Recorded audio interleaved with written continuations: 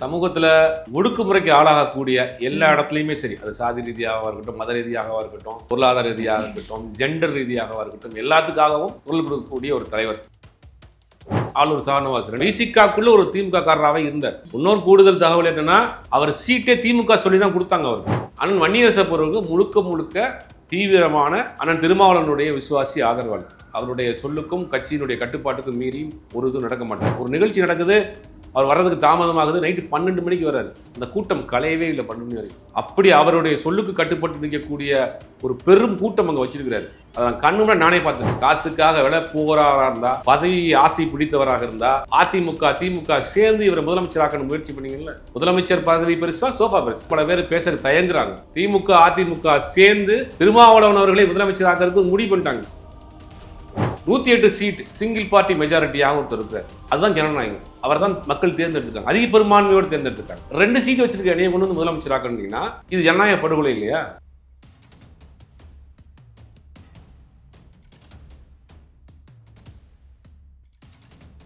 தமிழர் கழகம் நேயர்களுக்கு வணக்கம். இன்றைய நேர்காணலில் நம்முடைய இணைந்திருக்கிறார் பத்திரிகையாளர் சுபீர் அவர்கள். வணக்கம். வணக்கம். வணக்கம் சார். இன்று விசிக தலைவர் திருமாவளவன் அவர்களுடைய பிறந்த நாள். இன்றுதான் தமிழ் தேசிய எழுச்சி மாநாடு நடத்த போவதாக அவங்க தரப்புல இருந்து பல மாதங்களுக்கு முன்பாக சொல்லப்படுது. அதற்கான ஏற்பாடுகள் நடந்துட்டு இருக்கு. முதல்ல விசிக தரப்புல இருந்து இந்த தமிழ் தேசிய எழுச்சி மாநாடு நடத்தணும் அப்படின்றதுக்கான முக்கியத்துவம் இப்ப கொடுப்பதற்கான காரணம் என்ன? இல்லை, முதல்ல எழுச்சி தமிழர் தமிழ்நாட்டினுடைய சமூக நீதி போராளி அண்ணன் திருமாவளவன் அவர்களுக்கு பிறந்தநாள் வாழ்த்துக்கள். ஏன்னா இன்னைக்கு சமூகத்தில் ஒடுக்குமுறைக்கு ஆளாகக்கூடிய எல்லா இடத்துலையுமே சரி, அது சாதி ரீதியாக இருக்கட்டும், மத ரீதியாக இருக்கட்டும், பொருளாதார ரீதியாக இருக்கட்டும், ஜெண்டர் ரீதியாக இருக்கட்டும், எல்லாத்துக்காகவும் குரல் கொடுக்கக்கூடிய ஒரு தலைவர். இன்னைக்கு அகில இந்திய அளவில் இன்னைக்கு அவருடைய தேவை அதிகமாக இருக்குது. பல இடங்கள் நானும் இதை சொல்லியிருக்கிறேன். போன தேர்தல் முடிவுகளில் என்ன பண்ணுச்சேன், 24 தேர்தலில் ஆந்திராவோட தேர்தல் நடந்தது. ஜெகன்மோகன் ரெட்டி பதவி இழந்துட்டார். அப்போ அங்கே இருக்கக்கூடிய தெலுங்கு தேசம் பார்ட்டிக்கும் ஜெகன்மோகன் ரெட்டியினுடைய ஒய்எஸ்ஆர் பார்ட்டிக்கும் பெரிய அடக்குமுறைக்கு ஆளாகி அங்கே பல பேர் பாதிக்கப்பட்டாங்க. அப்போ அதை எதிர்த்து டெல்லியில் ஜந்தர் மந்தரில் ஜெகன்மோகன் ரெட்டி ஒரு போராட்டம் நடத்துறாரு. அந்த போராட்டத்தில் கலந்து கொண்டு அவர்களுக்கு ஆதரவு தெரிவித்தார். அப்போ அரசியல் ரீதியாக ஒருத்தரை ஒடுக்குறாங்க அப்படின்னா அதுக்காக குரல் கொடுக்குறவர். அவர் எந்த மாநிலத்தை சேர்ந்தவராக இருந்தாலும் சரி, எந்த மொழியை சேர்ந்தவராக இருந்தாலும் சரி, அப்படி சமூக நீதிக்காக தொடர்ந்து போராடக்கூடிய ஒரு போராளி. அவர் இன்னைக்கு அவருடைய பிறந்தநாள் அப்படிங்கும்போது அது ஒரு ஸ்பெஷல் தான். அதுக்காக முதல்ல ஒரு வாழ்த்து சொல்லலாம். இந்த மாநாடு அப்படிங்கும்போது ஒவ்வொரு காலகட்டத்துக்கும் ஒரு மாநாடு அந்த அவங்களுடைய இதை ஸ்ட்ரென்த்தை காட்டுறதுக்காக நடப்பாங்க. இப்போ அந்த மாநாடு அப்படிங்கிறது சமீப காலமாக அவங்க மீது வைக்கக்கூடிய சில குற்றச்சாட்டுகள் அப்படிங்கும்போது அதை அவங்க ஒரு ஸ்ட்ராங்காக தன்னுடைய ஒரு இதை காட்டணுங்கிறதுக்காக உருவாக்கியிருக்கிறாங்க. மிக பிரம்மாண்டமான ஒரு மாநாடாக ஏற்பாடாகிருக்கு. கிட்டத்தட்ட ஒரு 10 லட்சம் பேர் வருவாங்க அப்படிங்கிறது அவங்களுடைய நிலைப்பாட்டாக இருக்குது. மாநாட்டு நிகழ்ச்சி தான் நமக்கு தெரியும். ஆனால் இப்போ இந்த தமிழ் தேசிய எழுச்சி மாநாடு ஏன் நடத்தணும், ஏன் இப்போ அவசியமாக இருக்குது அப்படின்னு இல்லை, ஒவ்வொரு காலகட்டத்திற்கும் ஒரு மாநாடு நடத்துவாங்க. இப்போ திருச்சியில் நடத்துனாங்க. அப்போ இதுக்கு தமிழ் தேசிய எழுச்சி மாநாடு, தமிழ் தேசியமும் திராவிடமும் இன்னைக்கு ஒன்றா தானே நிற்கிது. இப்போ தாவேக்கா ஆட்சியை பொறுத்த வரைக்கும் தமிழ் தேசியம் திராவிடத்தையும் அவங்க ஒன்றிணைந்தான ஒரு ஆட்சியாக கொண்டு போகிறாங்க. அந்த ஆட்சியில் இன்னைக்கு இருக்கிறாங்க. அப்படிங்கும்போது தமிழ்நாட்டினுடைய உரிமைகள் சார்ந்த விஷயத்துக்கு தொடர்ந்து இன்னைக்கு பேச வேண்டிய கட்டாயத்தில் இருக்கிறோம்.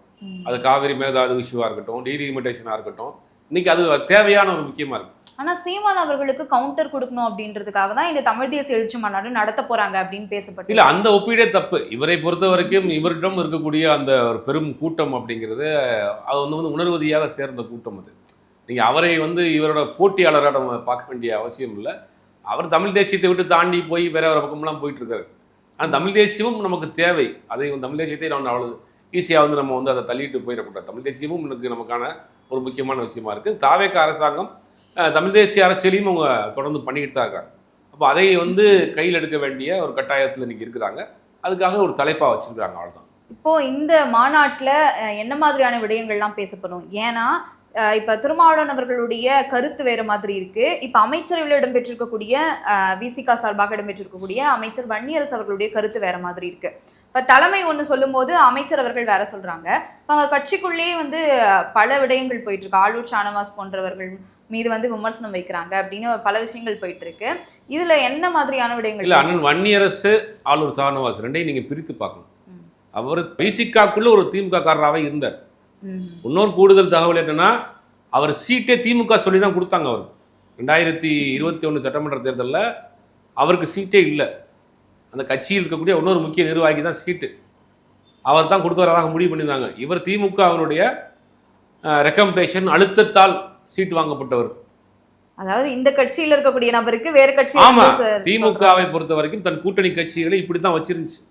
ஏன் வந்து தேர்தலுக்கு பிறகு எப்படி நெல்லிக்காய் முட்டை அவுத்து விட்ட மாதிரி சிதறி ஓடினாங்க கூட்டணி கட்சியா? ஏன் பண்ணாங்கன்னா, கூட்டணி கட்சி தான் சீட்டு நாங்கள் தான் கொடுப்போம், வேட்பாளர் என்னால் இப்படி திமுக வச்சுருந்தாங்க. அன்னைக்கு அவங்களுக்கு வேற ஆப்ஷனும் இல்லை கூட்டணி கட்சிகளுக்கு. ஏன்னா அன்னைக்கு வலுவான இருக்கக்கூடிய அதிமுக பாஜக கூட போயிருச்சு, மாநில உரிமைகள் விஷயங்களில் சமரசமாயிட்டாங்க. ஆர்டிகல் 370, CAA, வேளாண் சட்டம் எல்லாத்துக்கும் அவங்க ஆதரவு கொடுத்துட்டாங்க. பாஜக நிலைப்பாட்டில் முழுவதுமாக ஒன்றி போயிட்டாங்க. இன்னொரு கட்சியாக இன்னொரு அணியாக நம்ம ஃபார்ம் பண்ண முடியாது. அப்போ பாஜக எதிர்ப்பு, மதவாத எதிர்ப்பு, தமிழ்நாட்டின் உரிமைகள் சார்ந்த விஷயத்தில் ஒரு வலுவான கூட்டணியாக இருக்கணுங்கிறதுக்காகத்தான் பல இன்னல்களை தாங்கி கொண்டு விசிக அங்கே இருந்துச்சு. விசிக மட்டும் கிடையாது, விசிகாவாக இருக்கட்டும், காங்கிரஸாக இருக்கட்டும், கம்யூனிஸ்டாக இருக்கட்டும், சிறு சிறு கட்சிகளாக இருக்கட்டும், அவர்களை அணுகிய விதம், நடத்திய விதம் ரொம்ப மோசம் திமுக. ஏன்னா உங்களுக்கு வேறு ஆப்ஷனே கிடையாதுப்பா. எங்கே போக போகிறாங்க? நம்ம துரத்தி விட்டா எங்கே போவாங்க? நம்மகிட்ட கூட்டணியில் என்ன பண்ணுவாங்க? 3வது அணின்னா ஜெயிக்க முடியுமா? அதிமுக கூட்டணி போவாங்களா? பாஜக கூட்டணி தான், பாஜக இருக்குது, எப்படி போவாங்க? நம்மகிட்ட இருந்தாலும் இப்போ நாங்கள் கொடுக்குறத வாங்கிக்கங்க அப்படிங்கிற ஒரு மனப்பான்மையில் அங்கே இருக்கக்கூடிய 2ஆம் கட்ட தலைவர்கள், ஸ்டாலின் அவர்களை பொறுத்த வரைக்கும் தலைவர்கள் மத்தியில் ரொம்ப ஒரு நாகரீகமாக நடந்துக்கிட்டாரு. 2ஆம் கட்ட தலைவர் ரொம்ப மோசமாக அநாகரீகமாக நடந்துக்கிட்டாங்க. அப்போ அவங்களுக்குலாம் ஒரு பெரிய மன வருத்தத்தோடு இருந்தாங்க. அப்போ அதை என்ன செய்யறதுன்னு ஒரு ஆப்ஷன் இல்லாமல் அவங்க வந்து சில சகிச்சு கொண்டிருந்தாங்க. அப்போ தேர்தல் முடிவுக்கு பிறகு வேற மாதிரி மாறுது. அவங்களுக்கான ஒரு வாய்ப்பு இன்னொரு பார்ட்டியாக உருவாகி வந்திருக்கு. திராவிட இயக்கத்தில் இன்னொரு அணியாக உருவாகிருக்கு, திராவிட இயக்கம் டிஜிட்டல் அப்படின்னு தாவேக்கா உருவாயிருக்கு. அப்போ அவங்களுக்கான ஒரு ஆப்ஷன் இருக்குது, வாய்ப்பு இருக்குது, அங்கே போகிறாங்க. இன்றைக்கி அந்த கூட்டில் இருக்கிறாங்க, அமைச்சராகவும் ஆகிட்டாங்க. இதில் ஆளூர் சாணவாசுக்கு இந்த மாதிரி சீட் கொடுக்கல. அவர் அப்போ இருந்தே கொஞ்சம் கருத்து வேறுபாடு ஏற்பட்டிருக்கிறாரு, கடுமையான எதிர்ப்பு தெரிவிக்கிறார். திமுக தலைவர்களுடைய நிகழ்ச்சியிலே மேடை ஏறி பேச ஆரம்பிச்சிட்டார். அவர் ஏன் ஒன்றும் போகாமல் இருக்கிறார் திமுக நேரடியான்னு தெரியல. அண்ணன் வன்னியரசை பொறுத்தவரைக்கும் முழுக்க முழுக்க தீவிரமான அண்ணன் திருமாவளவனுடைய விசுவாசி, ஆதரவாளர். அவருடைய சொல்லுக்கும் கட்சியினுடைய கட்டுப்பாட்டுக்கும் மீறி ஒரு இதுவும் நடக்க மாட்டார். கண்டிப்பாக ஒரு சில விஷயங்களில் மிஸ்கம்யூனிகேஷனாக இருக்குது. மற்றபடி அவர் முழுக்க முழுக்க கட்சியினுடைய தீவிர ஆதரவாளர். கட்சி நிலைப்பாடு தான் அவர் நிலைப்பார். நாளைக்கு கட்சியை நாளைக்கு எந்த முடிவு எடுத்தாலும் கட்டுப்பட்டு நிற்கக்கூடியவர் தான். அதனால் அதில் மாற்றுக்கிறது கிட்ட கட்சிக்குள்ள ஒரு குழப்பங்கிறதெல்லாம் வந்து நீங்கள் வந்து வெளியே இருக்க ஊடகங்கள் வந்து பிசிகாப்புள்ள ஒரு குழப்பம் அப்படின்னு ஒரு இதை கிளப்பிடுறாங்க.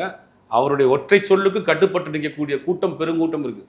நீங்கள் ஒருத்தர் 2 பேரை நீங்கள் கையை காமிச்சிட்டு போயிடலாம். இன்றைக்கி நைட்டு ஒரு மணிக்கு போய் இடத்துல நிற்கிறாருன்னா அந்த கூட்டம் கலையாமல் அப்படி நிற்கும். அதை நான் கண்ணு முன்னாடி நானே பார்த்துருக்கேன். ஒரு நிகழ்ச்சி நடக்குது, அவர் வர்றதுக்கு தாமதமாகுது, நைட்டு 12 மணிக்கு வர்றாரு. 10 மணிக்கு வர வேண்டியவர் 12 மணிக்கு வர்றாரு. வழிநெடுக்க அவரை வர இருக்க கூட்டம் இருக்கிறதுனால தாமதமாக வர்றாரு. வந்தவொடனே மன்னிப்பு கேட்குறாரு, தாமதமாயிருச்சு அப்படின்னு.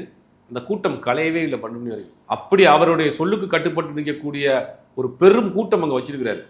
ஒருத்தர் பேசிட்டாரு, ஒருத்தர் பேச்சாருன்னா கட்சி வந்து கட்டுக்கோப்பா இல்லை, அவரை மீறி செயல்படுறாங்கன்னா ஆளூர் சாணவாஸ் பிசிகாவுக்குள்ள இருந்து திமுககாரர் இப்போ வெளிப்படையாக வர்றாரு, அவ்வளோதான். இதுதான் அங்கே நடக்குது. ஆனால் வன்னியரசை பொறுத்த வரைக்கும் இவருடைய சொல்லுக்கு கட்டுப்பட்ட ஒரு தம்பி, அவ்வளோதான். அதை மாற்றுக்கிறதே கிடையாது. பிசிகாக்குள் குழப்பம்ங்கிறது இவங்க வந்து திமுக கிளப்பி விடுற ஒரு வகுத்தறிச்ச புகைச்சல், அவ்வளோதான். ஆனால் சார், ஆதி திராவிட நலத்துறையை வந்து சமூக நீதித்துறை அப்படின்னு மாற்றும் போது இது விமர்சனம் பண்ணாரு திருமாவளவன் அவர்கள். ஆனால் பேர் மாற்றதெல்லாம் ஒரு பிரச்சனையும் இல்லை அப்படின்னு அமைச்சர் வன்னியரசு அவர்கள் சொல்றாரு. இதுல வந்து கருத்து வேறுபாடு, ஒவ்வொருத்தவங்களும் ஒரு தனிப்பட்ட கருத்து இருக்கும்ல, அதான் ஜனநாயகம். அவருடைய கருத்து சொல்றாரு. இவர் அண்ணன் திருமாவளவன் என்ன சொல்றாரு? இதை மாற்றிருக்க வேண்டாங்கிறாரு. சரி, அதில் மாற்றியாச்சு அப்படிங்கிறது அவருடைய நிலைப்பாடாக இருக்குது. சரி, ஓகே, மாற்றிட்டாங்கன்னா விட்டுருவோம், அவ்வளோதான். ஒரு கருத்தையே ஒரு கட்சிக்குள்ளே சொல்லக்கூடாதா?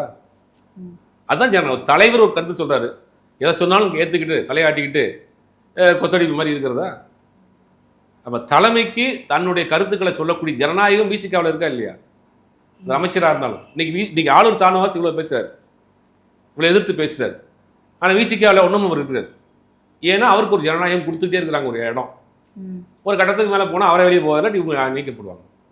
அப்போ எல்லாருக்குமே ஒரு பேசக்கூடிய ஒரு ஜனநாயகம் இருக்குது. அப்போ இதை வந்து இந்த கட்சிக்குள்ள குழப்பம். ஆனால் இந்த ஜனநாயகம் எங்கே வரைக்கும் போகுது அப்படின்னா, எனக்கு சீட்டு வேண்டாம் அப்படின்னு தலைமை கிட்ட ஆலோசிக்காமையே வந்து திமுக கூட பேச்சுவார்த்தை நடத்தும் போது ஆளூர் ஷானவாஸ் அவர்கள் சொல்றாரு. இப்போ இந்த ஜனநாயகம் அது வரைக்கும் போதில்ல, தலைமைக்கு தெரிவிக்காம. இது அதிக பிரசங்கித்தனங்க. எதுங்க ஜனநாயகம்? கட்சி தலைமை இருக்கிற இன்னொரு கட்சியில போய் சீட் கேட்பீங்களா? ஒரு கட்சி இல்ல இந்த தேர்தல்ல ம். எனக்கு சீட் வேணா ஐயுஎம்எல் அந்த கட்சிக்கு கொடுங்கன்ற மாதிரி ஏதோ ஒண்ணு சொன்னாரு ஆலோசனை இல்ல இல்ல இல்ல. அப்படின்னு. இந்த முறை வந்து அவர் எனக்கு சீட் கேட்டார், ம். சிட்டியில சீட் கேட்டார், சென்னையில் ஏதாவது ஒரு தொகுதியில் சீட் கேட்கிறார். அப்ப இவருக்கே திருப்பி திருப்பி கொடுக்க முடியாது. கட்சியினுடைய அடுத்த கட்ட ஒரு இஸ்லாமியருக்கு சீட் கொடுக்கணும். அப்துல் ரஹ்மான் ஒருத்தருக்கு சீட் கொடுக்குறாங்க. அவர் பண்டோட்டில் நிற்கிறார், தோத்து போறாரு. அவர் கட்சியினுடைய இஸ்லாமிய ஜனநாயக பேரவைன்னு ஒரு அமைப்பு இருக்கு, அந்த அமைப்பினுடைய தலைவராக இருக்காரு. தலைவர் அவர்கள் கூட ரொம்ப நாள் டிராவல் பண்ணிட்டு வர்றாரு. திருமாவளவன் அவர்கள் கூட ரொம்ப நாள் கூடயே இருக்கிறாரு. ஒரு நம்பிக்கைக்குரிய விசுவாசி. சரி, அவருக்கு கொடுக்கணும் இந்த முறை, சுழற்சி முறையில் சீட் கொடுக்கணும்னு நினைக்கிறாரு. இந்த முறை பார்த்தாலே தெரியும், யாருக்குமே ரிப்பீட்டடாக சீட்டு கிடையாது. ஏன் திருப்பி கொடுத்துடக்கூடாதா? பன்னீர் பாபுக்கு ஏன் கொடுக்கல? ஆளுநர் சரவாசிக்கு ஏன் கொடுக்கல? எஸ்எஸ் பாலாஜி ஏன் கொடுக்கல? எஸ்எஸ் பாலாஜி மிக நெருக்கமான ஒரு விசுவாசி, அவர் கூட இருக்கிறவர். ஏன் அவருக்கு சீட் கொடுக்கல? ஒரு சைக்கிளிங் முறையில் புதுசு புதுசு ஆட்களுக்கு வரட்டும் பதவிங்கிறது. அப்படி பதவியை பரவலாக கொடுக்கணுங்க. ஒரே இடத்துல ஒரே ஆளுக்கு திருப்பி திருப்பி திமுக மாதிரி 7 முறை நீ தான் எம்எல்ஏ, 10 முறை உன் பையன் தான் எம்எல்ஏன்னு சொல்ல முடியுமா? அப்போ பதவியை பரவலாக்கணும், புதிய புதிய ஆட்களுக்கு வாய்ப்பு கொடுக்கணுங்கிறதுக்காக தான் புதிய ஆட்கள் கொடுத்தாங்க. இந்த முறை போட்டவங்கன்னா போன முறை இருந்து யாருமே கிடையாது. இப்போ அதில் எப்படி அப்போ எனக்கு சீட் கொடுக்கலன்னு நீங்கள் வேறு கட்சியில் போய் கேட்பீங்களா? எங்கள் கட்சியில் சீட் கொடுக்க மாட்டாங்க, நீங்கள் ரெக்கமெண்ட் பண்ணுங்கன்னா உங்கள் கட்சியில போய் கேட்கணும். அப்போ இதுதான் வந்து தவறுங்கிறது. அப்போ இங்கே ஜனநாயகம் இருக்குது, அதனால் ஆளாளுக்கு அவங்களுடைய கருத்தை சொல்கிறாங்க. அது ஒரு கட்டத்துக்கு மேலே போகிறப்ப அவங்களே கூப்பிட்டு அதை பேசுகிறாங்க. அதனால் விசிகாக்குள் எந்த விதமான குழப்பமும் இல்லை. நீங்கள் மாநாட்டினுடைய அந்த கூட்டத்தையும் எழுச்சியும் பார்ப்பீங்க. இன்னைக்கு தமிழ்நாடு முழுவதும் பேனர்ஸும் போஸ்டரும் மக்கள் வந்து இன்றைக்கி அந்த விசிகா நிர்வாகிகள் வந்து ஒரு பெரிய ஒரு எழுச்சியாக கொண்டாடிக்கிட்டு இருக்காங்க. பிறந்தநாள் நிகழ்ச்சி நடக்கும், கிட்டத்தட்ட ஒரு 4 மணி நேரம் 5 மணி நேரம் நடக்கும். பல தலைவர்கள் வந்து வாழ்த்தி பேசுவாங்க. இன்றைக்கி சமரசம் இல்லாத ஒரு தலைவரில் மாற்றுக்கிறது கிடையாது. அப்புறம் இடையில வந்து கூட்டணி வெளியில் போன பிறகு அவரை வந்து ஒரு சோஃபா வாங்கிட்டாரு, காசுக்காக விலை போயிட்டாரு அப்படின்னு சொல்கிறாங்க. காசுக்காக விலை போகிறாராக இருந்தால், பதவி ஆசை பிடித்தவராக இருந்தால், திமுக சேர்ந்து இவரை முதலமைச்சராக்கணும் முயற்சி பண்ணீங்கல்ல. முதலமைச்சர் பதவி பெருசா, சோஃபா பெருசா? அப்போ அவரை கூப்பிட்டு பேசுகிறாங்க. இதெல்லாம் பல பேர் தெரியாது, பல பேர் பேச தயங்குறாங்க. அதிமுக சேர்ந்து திருமாவளவன் அவர்களை முதலமைச்சர் ஆக்கிறதுக்கு முடிவு பண்ணிட்டாங்க. ஏன்னா அவர் தலித் முதலமைச்சர் ஆகிட்டார்னா வேறு யாரும் அப்ஜெக்ஷன் பண்ண மாட்டாங்கன்னு ஒரு தீவிர ஒரு புத்தியை பயன்படுத்தி முயற்சி பண்ணுறாங்க. இவரை கூப்பிட்டு கேட்குறாங்க, நீங்கள் முதலமைச்சராக இருங்க. அவர் சொல்கிற ஒரே வார்த்தை, 108 சீட் சிங்கிள் பார்ட்டி மெஜாரிட்டியாக ஒருத்தர் இருக்கிறார். அதுதான் ஜனநாயகம். அவர் தான் மக்கள் தேர்ந்தெடுத்துருக்காங்க, அதிக பெரும்பான்மையோடு தேர்ந்தெடுத்துருக்காங்க. 2 சீட் வச்சுருக்க என்னையை கொண்டு வந்து முதலமைச்சர் ஆக்கணுங்கன்னா இது ஜனநாயக படுகொலை இல்லையா? அப்போ வேணாங்கிறார். அப்புறம் என்ன பண்ணுறாங்க, இன்னொரு ஆப்ஷன், திமுக சேர்ந்து கூட்டணி ஆச்சு. அப்போ அது நடக்காமல் போச்சு. அப்போ இவருக்கு பதவிக்காக ஆசைப்பட்டிருந்தாருன்னா முதலமைச்சராக இருக்கலாம், பதவிக்காக ஆசைப்பட்டிருந்தாருன்னா மத்தியில் அமைச்சராக இருக்கலாம், பாஜக கூட கையை கொடுத்துட்டு. ஏன் இவர் வந்து விசிகாவுக்கு ஆதரவு கொடுக்குறாரு? ஒரு புதியவர்கள், இளைஞர்கள், சாமானியர்கள், படித்தவர்கள் வந்திருக்கிறாங்க, ஒரு மக்கள் பெருவாரியாக தேர்ந்தெடுத்துருக்குறாங்க, ஒரு ஆட்சியை உருவாக்கட்டும் பார்ப்போம், தமிழ்நாட்டில் அதுக்கு நம்ம ஆதரவு கொடுக்கணும்னு கொடுக்குறாரு. உடனே என்ன பண்ண, சோஃபா வாங்கிட்டாரு, காசு வாங்கிட்டாரு அப்படின்னு கிளப்பி விடுறது. இப்போ இந்த நிலைப்பாட்டில் வந்து அவங்க ரொம்ப தெளிவாக இருக்காங்க. அதே நேரத்தில் கூட்டணியில் இருந்தாலும் இன்னைக்கு தாவேக அரசாங்கம் செய்யக்கூடிய குறைகளை அவங்க தான் முதல்ல சுட்டி காட்டுறாங்க, தொடர்ந்து பேசிக்கிட்டு தான் இருக்காங்க. அதில் மாற்று கருத்தும் கிடையாது. தன்னுடைய நிலைப்பாட்டில் அவங்க தெளிவாக இருக்கிறாங்க. பல்வேறு கருத்துக்களை பகிர்ந்தமைக்கு நன்றி.